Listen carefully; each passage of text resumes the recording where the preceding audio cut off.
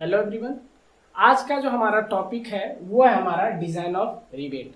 जो हमारा पिछले लेक्चर का जो एजम्पशंस था उसको आप जरूर जाके वहां देखिए।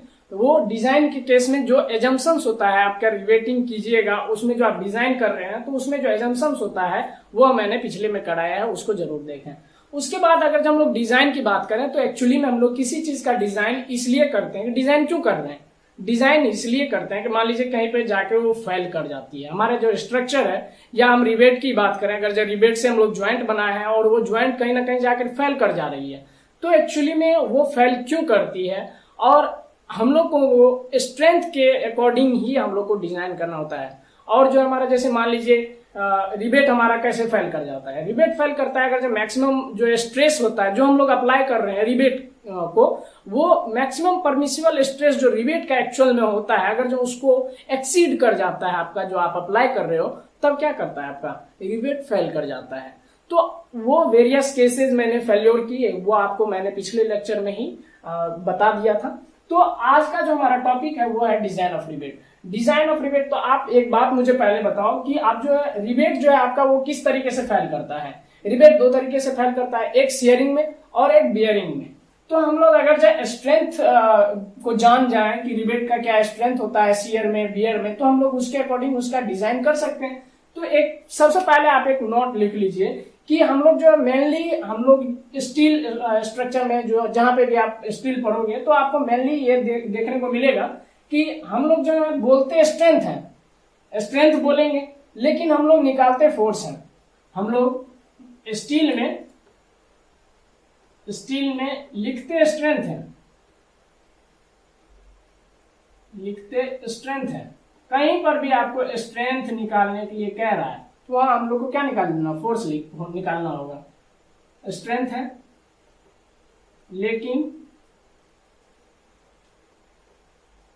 निकालते क्या है, फोर्स है। निकालते क्या है, फोर्स है। तो अगर जब हम आपका रिबेट सबसे पहले अगर जब फेल करता है शेयर में, तो अगर जब स्ट्रेंथ बताएं कि शेयर में स्ट्रेंथ क्या होता है, वो उसको हम लोग अगर जब देखें तो वो क्या है, strength of rebate in share. तो हमने क्या यहाँ पे लिखा है, यहाँ पे जो स्ट्रेंथ बोलते हैं लेकिन निकालते क्या है, फोर्स निकालते हैं। तो अगर जो मैं स्ट्रेंथ शेयर के लिए एस लेके चलूं और अगर जो हम लोग एफ एस मान लू, ये क्या है स्ट्रेंथ इन शेयर वाली अगर जो केस बोले या शेयर फोर्स की बात करें, तो वो क्या हो जाएगा हमारा, वो होता है permissible stress, permissible stress into क्या हो जाएगा, इनटू एरिया। तो अगर हम लोग परमिसिबल स्ट्रेस की बात करें तो आपको एक मैंने पिछले बहुत ही जो हमारा शुरुआत में मैं आपको वो चीज बताया हूं कि एक केस हम लोग देखे थे जिसमें टेयरिंग हमारा जो टेंसाइल के लिए, उसके बाद जो है बियरिंग के लिए, उसके बाद जो है हम लोग का शेयर के लिए जो हम लोग एक लिखे थे सॉफ्ट रिबेट और hand driven rebate, field driven rebate के लिए वो लिखे थे। तो वो जो वैल्यू होता है उसको आप याद रख लें, वो वैल्यू आपको याद रखना होगा, तभी जाकर आप क्या कीजिएगा कि ये यहाँ पे आपका जो परमिसिबल स्ट्रेस है उसमें आप उस वैल्यू को डाल सकते हैं। तो सबसे पहले अगर हम लोग परमिसिबल स्ट्रेस की बात करें तो वो क्या है, टाउ वी एफ, ये परमिसिबल स्ट्रेस होता है टेंजाइल के केस में, और इनटू एरिया। एरिया की अगर हम लोग बात करें तो रिबेट हमारा जनरली क्या होता है, वो हमारा एक सर्किल जैसा बनता है, होल बनेगा, तो वो क्या हो जाएगा π/4 इंटू डी नॉट का स्क्वायर। अब हम लोग एक और यहां पे होता है एन डैश और into N into tau V F into π/4 D naught का स्क्वायर। अब ये वैल्यू क्या क्या होती है, ये तो एफ एस की आपको वैल्यू मिल गई, और एफ एस के आपके पास अगर ये वैल्यू मिल गई है तो हम लोग को एक बाय एक इसमें लिखना है एन डैश क्या है, एन क्या है। उसको हम लोग अगर जब देखें तो एन क्या है, वेयर एन क्या हो जाएगा, number of rivet, number of rivet, और ये एन डैश क्या है, ये नंबर ऑफ शियर प्लेन है, number of shear plane, number of shear plane. और अगर हम लोग डी नॉट की बात करें, ये टॉप ईयर तो आपको बता दिया, परमिसिबल स्ट्रेस जो टेंजाइल के केस में जो हम लोग लेते हैं वही है। और आपको अगर हम लोग डी नॉट की बात करें, ये वैल्यू की, डी नॉट क्या है मेरा, dia of hole, dia of hole means आप अगर जगह पे रिवेटिंग कर रहे हो तो आप होल तो करोगे, तो वही उसका जो डायमीटर है वही क्या है, डी नॉट है। अब ये चीज तो मैं बता दिया। ये आपका शियर प्लेन के केस में भी आप जान रहे हैं कि शियर प्लेन एक्चुअली किस किस ज्वाइंट के लिए कितना होता है, वो भी मैं आपको बता चुका हूं, तो उसको भी आप अपने माइंड में रखो। फिर उसके बाद जो आपका इसके अकॉर्डिंग आपका जो शियर में जो आपका जो स्ट्रेंथ होगा उसको आप निकाल सकते हैं। और अगर जब हम दूसरा अगर जब बोले तो दूसरा क्या था, strength of rivet in shear के बाद strength of rivet in bearing था, स्ट्रेंथ ऑफ रिवेट इन इसमें बियरिंग में, इन बियरिंग, ये इस तरीके से आप इसमें आप इसमें लिख लेना। स्ट्रेंथ ऑफ रिवेट इन अगर जब बियरिंग की हम लोग बात करें तो सबसे पहले बियरिंग है तो एफ बी मान लेते हैं हम लोग, F B is equal to क्या आ जाएगा, परमिसिबल स्ट्रेस, हर जगह permissible stress into area, force जहां भी इस तरीके का आएगा परमिसिबल स्ट्रेस इंटू एरिया, तो क्या आ जाएगा, परमिसिबल स्ट्रेस इनटू में क्या हो जाएगा हमारा, इनटू एरिया। अब जो है यहां पे परमिसिबल स्ट्रेस क्या होगा बियरिंग के केस में, उसको अगर हम लोग देखें तो एफ बी हो जाएगा, वो हो जाएगा हमारा, सबसे पहले तो हमारा ये एन डैश जो है नंबर ऑफ शियर प्लेन, और एन क्या था, नंबर ऑफ रिवेट था। तो इस केस में तो आपका इसमें बियरिंग में हम लोग शियर प्लेन नहीं लेके चलेंगे, वो क्या हो जाएगा, एक हमारा आ जाएगा इसमें एन हो जाएगा नंबर ऑफ रिवेट इनटू, और परमिसिबल स्ट्रेस टाउ पीएफ, और अगर हम लोग एरिया की बात करें तो वो क्या हो जाएगा, D not into T minimum, ये हो जाएगा हमारा। ये है आपका strength of rivet in bearing. तो अगर हम लोग इसमें एक चीज देखें, ये नया नया चीज आप इसमें देख रहे होंगे, टी मिनिमम कैसे लेंगे, डी नॉट तो आप समझ ही रहे हैं क्या है, और टाउ पी एफ ये जो है आपका परमिसिबल स्ट्रेस की जो वैल्यू होती है किसमें, बियरिंग में, वो भी आप वहां से याद कर लेना, वहां से देख लेना। और ये जो एन है ये क्या है, नंबर ऑफ रिवेट है, वेयर एन क्या है, number of rivet, number of rivet लिखने की जरूरत नहीं है, लेकिन यहाँ पे अगर जब मैं बार बार इसको लिख रहा हूं तो इट मीन्स आपको ये याद हो जाएगा, आप इसको जब नोट करोगे बार बार तो वो आपको याद हो जाएगा।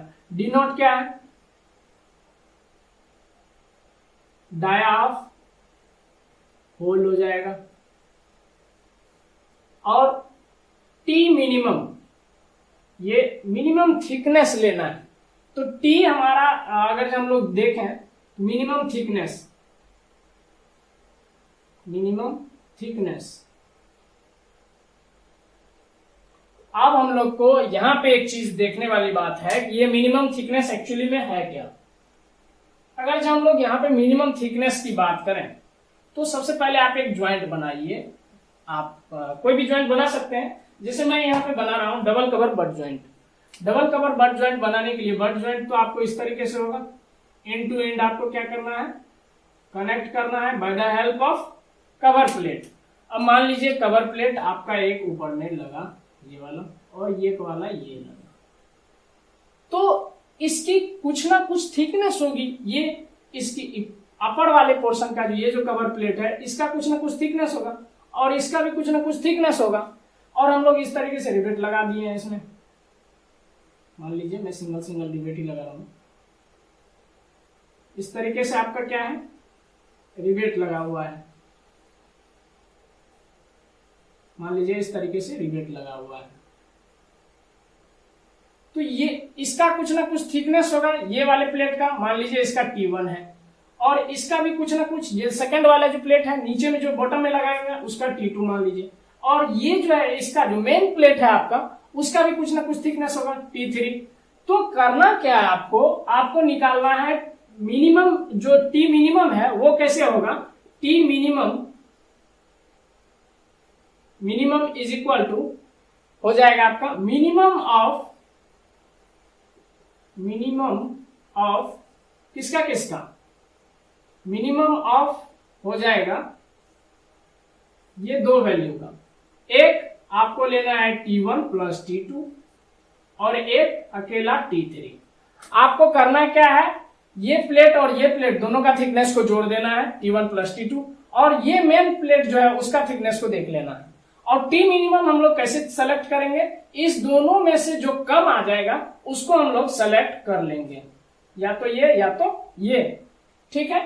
अब जो है हमारा इसके बाद जो है आपका स्ट्रेंथ जो है प्लेट के केस में क्या होगा उसको हम लोग देखते हैं। पहले मैं इसको मिटा दूं।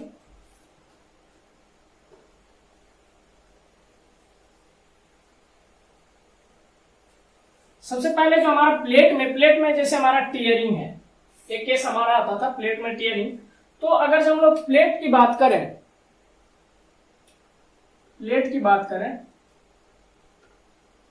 Tearing strength of plate, tearing strength of plate की बात करें, मान लीजिए इसको पीटी हम लोग लिख दिए। टीयरिंग स्ट्रेंथ ऑफ प्लेट में भी सेम आपको स्ट्रेंथ निकालना है, तो आप क्या करो, परमिसिबल स्ट्रेस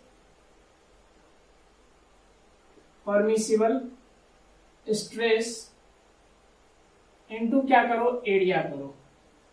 मान लीजिए आपके पास ये एक प्लेट है, ये इसका क्या है बी है, और ये क्या है आपका उसका टी है, तो एरिया क्या हो जाएगा, ए इक्वल टू हो जाएगा बी इंटू टी, ठीक है। और आपका ये परमिसिबल स्ट्रेस जो है वो क्या हो जाएगा आपका, और मेनली आप जो है टीयरिंग स्ट्रेंथ ऑफ प्लेट की अगर जब बात करते हैं, ये तब होता है एक टीयरिंग स्ट्रेंथ ऑफ प्लेट आपका दो तरीके से आएगा। सबसे पहले उसको भी लिख लेना जरूरी है।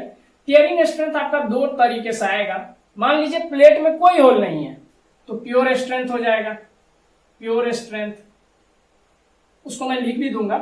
फिर उसके बाद जो है विथ होल हो जाएगा, एक with hole strength with hole हो जाएगा। तो आपका परमिसिबल स्ट्रेस की वैल्यू आपकी प्लेट के केस में क्या होगा, और एरिया। तो सबसे पहले अगर जब हम लोग इसको लिखें तो परमिसिबल स्ट्रेस प्लेट के लिए हो जाएगा सिग्मा एटी इंटू एरिया क्या हो जाएगा बी इंटू टी, ये एरिया था। और सिग्मा एटी कैसे निकालते हैं उसको भी हम लोग देखेंगे। तो सबसे पहले अगर हम लोग पीटी की बात करें, ये सिग्मा एटी क्या है, परमिसिबल स्ट्रेस है, बी क्या है, ब्रेथ है, बी क्या है, ब्रेथ है, और टी क्या है, थिकनेस है, टी क्या है, थिकनेस है। अगर से इसमें कोई भी होल नहीं है तो हमारा sigma AT into B into T हमारा क्या हो जाएगा, टीयरिंग स्ट्रेंथ ऑफ प्लेट हो जाएगा। और ये जो स्ट्रेंथ होगा प्योर स्ट्रेंथ होगा। कौन सा स्ट्रेंथ होगा, pure strength of plate, pure strength of plate, pure strength of plate आपका ये वाला वैल्यू आ गया। अब जो है आपको सिग्मा एटी को बताने से पहले मैं आपको दूसरा वाला जो होता है, एक इसमें केस 1 हो गया, दूसरा केस होता है ये प्योर स्ट्रेंथ। कहने का अर्थ है प्योर स्ट्रेंथ, अगर जब हम लोग बात करें, मैं यहां पे लिख देता हूं प्योर स्ट्रेंथ, कहने का अर्थ है strength of plate, strength of plate when there is no hole,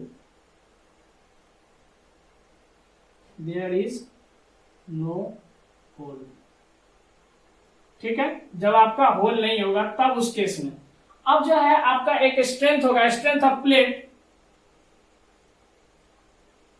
strength of plate when there is hole, वो क्या हो जाएगा? तो अगर जो उसको हम लोग लिखें वो इस प्रकार से होगा, PT इक्वल टू हो जाएगा परमिसिबल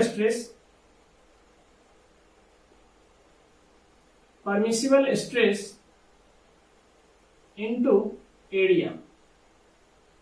अब मान लीजिए ये आपका रिवेटिंग है, आप मतलब एक प्लेट है आपका, और प्लेट में इस प्रकार से आपने होल कर दिया। आप क्या किए? इस प्रकार से होल कर दिए। मेनली आप रिवेट लगाने के लिए होल किए हैं। मान लीजिए यहाँ आपने क्या किया? होल कर दिया। तो अगर जब मैं इस होल को अगर बाहर निकाल लूं इस प्रकार से, तो ये वैल्यू आप यहाँ पे देखो, ये क्या था आपका? T था। तो ये वैल्यू आपकी यहाँ से ये क्या हो जाएगी? यहाँ से यहाँ ये T हो गया, और ये वाली वैल्यू आपकी क्या हो जाएगी? B हो जाएगी।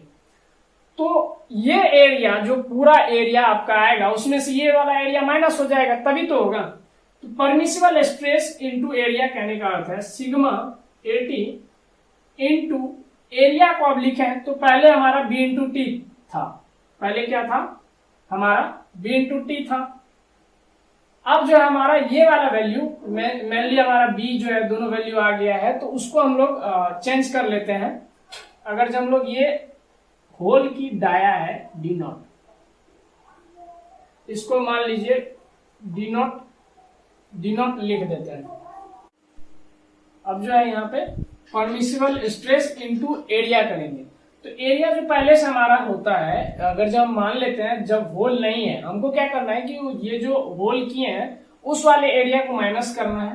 तो ये वाला एरिया जो पहले से होता था वो क्या है? B इंटू टी था। और उसके बाद आपका जो इसमें से माइनस होगा वो कौन सा एरिया होगा? ये वाला एरिया। और अगर जब आप रिवेट 1 2 3 अगर जो 1 लगाए तो D नॉट इंटू ये T हो जाएगा इसका एरिया। और आप अगर जो आप रिवेट 2 4 5 लगाए हैं तब क्या होगा कि नंबर ऑफ रिवेट से उसको मल्टीप्लाई भी करना पड़ेगा। तो कुछ इस प्रकार से हो जाएगा D not into T into N, कुछ इस प्रकार से हो जाएगा सिग्मा AT इंटू, अगर हम लोग यहाँ से T कॉमन ले लें तो T अगर जब हम लोग कॉमन ले लेते हैं तो वो क्या हो जाएगा? यहाँ का B हो जाएगा माइनस यहाँ D नॉट इंटू N, ये हो जाएगा। और यहाँ पर हम लोग लिख लेते हैं वेयर ये B और T ये यहाँ पे बताया हुआ है। आपको D नॉट भी पता ही है, T भी पता ही है। T क्या है यहाँ पे? ये जो T होगा वो क्या था? थिकनेस था ये प्लेट का, जो आपका मेन प्लेट जो वहां पे दिया होगा उसका T। और ये N क्या है? N क्या है? Where N is equal to number of rivet. ये सब चीज तो ऊपर में लिखा हुआ है ही, बस ये हो गया। उसके बाद हम लोग ये जो सिग्मा AT है, एक्चुअली में यहाँ ये सिग्मा AT है क्या? Sigma AT is equal to होता है आपका 0.6 इंटू FY। ये पहले भी मैं जब हमारा टेंसाइल नेचर में मैक्सिमम परमिसिबल स्ट्रेस निकालते थे या कंप्रेसिव स्ट्रेस निकालते थे उसमें 0.6 इंटू FY करते थे। यहाँ FY क्या है? वो है grade of steel.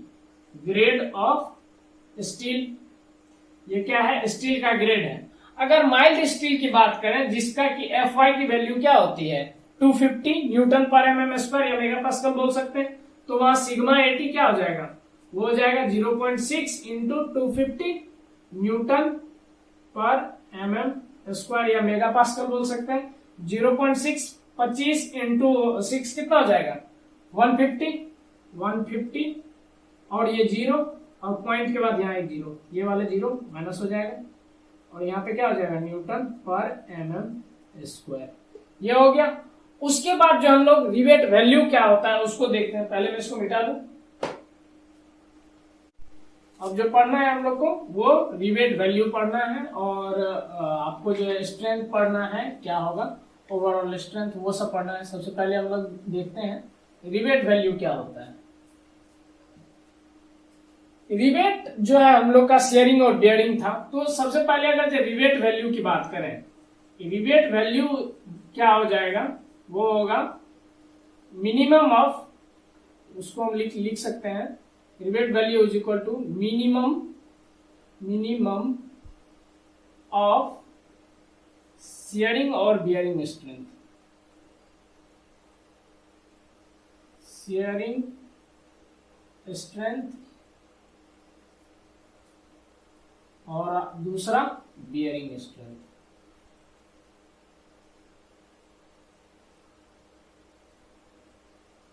Shearing strength क्या था, Fs, और ये bearing Fb, minimum of Fs और Fb। उसके बाद ये तो आपका हो गया, उसके बाद आपका आता है रिवेट। ये हमारा क्या था, रिवेट वैल्यू है, ये हमारा रिवेट वैल्यू है मिनिमम इस चीज का, Fs और Fb का। अब दूसरा आता है हमारा strength of joint, strength of joint. वो क्या क्या होगा, वो हो जाएगा, वो होगा मिनिमम ऑफ Fs और Fb और प्लेट का स्ट्रेंथ भी। कुछ इस प्रकार से लिख लेते हैं,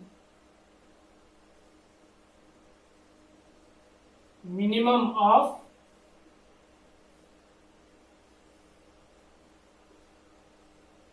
तीन, वो क्या क्या है हमारा, Fs, Fb और Pt, प्लेट का स्ट्रेंथ। ये Fs भी समझ में आता होगा आपको, शियरिंग स्ट्रेंथ है, और ये बियरिंग वाला स्ट्रेंथ, और ये प्लेट का स्ट्रेंथ है। अब तो स्ट्रेंथ ऑफ ज्वाइंट हो गया आपका। उसके बाद हमारा क्या है कि इफिशियंसी है एक, और एक हमारा टर्म आता है। सबसे पहले अगर हम लोग इफिशियंसी की बात करें, इफिशियंसी हमारा हो जाएगा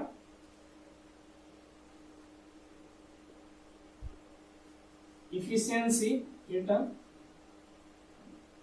ये एन नहीं है, ईटा है, इस प्रकार से इफिशियंसी वो हो जाएगा स्ट्रेंथ ऑफ ज्वाइंट,